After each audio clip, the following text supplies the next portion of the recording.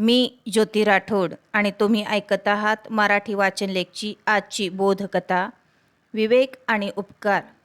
मुल्ला नसरुद्दीन रात्री जंगलातून जात होते. अचानक गूढ आवाज त्यांच्या कानी पडला. हा भूताखेताचा प्रकार असावा असे वाटून ते घाबरले. त्यांनी हळूच मागे पाहिले तर गुहेत बसलेला एक मनुष्य त्यांना दिसला. मुल्लांनी विचारले, कोण आहेस तू? तो म्हणाला, मी एक फकीर आहे. इथे बसून साधना करतोय. घाबरलेल्या मुलांनी रात्र गुहेत घालवण्यासाठी फकीराकडे परवानगी मागितली व ती त्यांनी दिली. थोड्या वेळाने मुलांनी फकीराकडे पिण्यासाठी पाणी मागितले. फकीराने एक भांडे देऊन नदीवरून पाणी आणण्यास सांगितले. मुल्ला म्हणाले, मी खूप घाबरलोय.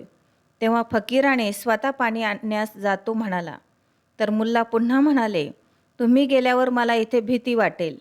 हे ऐकताच फकीराने कट्यार काढून दिली. फकीर पाणी घेऊन परतला तर मुल्ला मोठ्याने ओरडू लागले, खबरदार, जर पुढे आलास तर मारून टाकीन.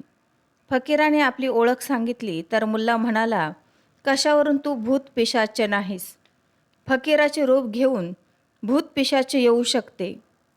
वैतागून फकीर म्हणाला, अरे मीच तुला माझ्या गुहेत आश्रय दिला आणि मलाच तू आत येऊ देत नाहीस. असली कसली रे बाबा तुझी भीती? मुल्लाने काही त्या फकीराला रात्रभर गुहेत येऊ दिले नाही. फकीर बिचारा रात्रभर गुहेबाहेर थांबला.